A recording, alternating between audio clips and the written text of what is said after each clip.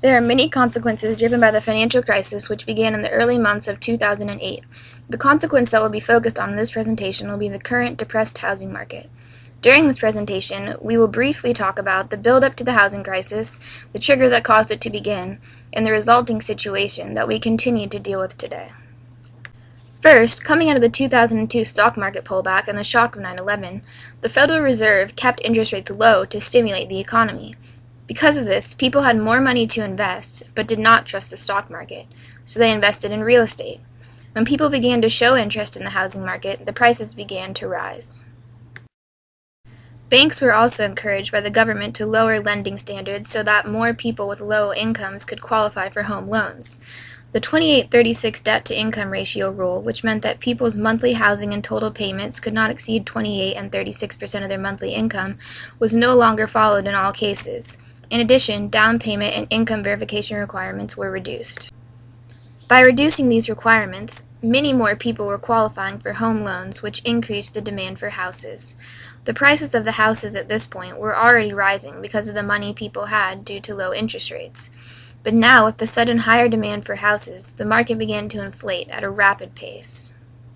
As prices rose and interest rates remained low, the people continued to borrow more money to buy goods with home equity loans, which are basically a line of credit secured by their homes because their houses were worth more than what they bought them for.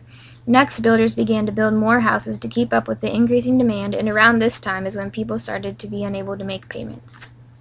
When house owners began to fall behind in their payments, people who invested in mortgage-backed securities began to panic. Mortgage-backed securities were baskets of mortgage loans that were sold to investors who were looking for a risk-free investment with a good yield. This is the start of the banking crisis, which began in early 2008. During this time, bankers decided to stop giving out loans because they needed to conserve capital. Because the banks stopped lending, the demand for houses reduced, which led to the prices of houses dropping.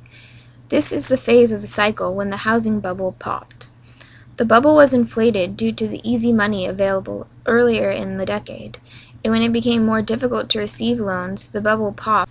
As home prices decreased, the value of people's mortgages exceeded the value of the house, which caused some people to walk away from their houses. This is called a foreclosure.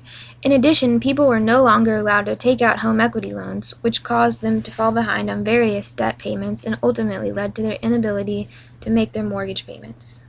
As foreclosed homes were put on the market, this caused prices to go down in two ways. One, the supply of homes on the market was dramatically increased, and two, the foreclosed homes were being sold for very reduced prices because the banks did not want to own the homes.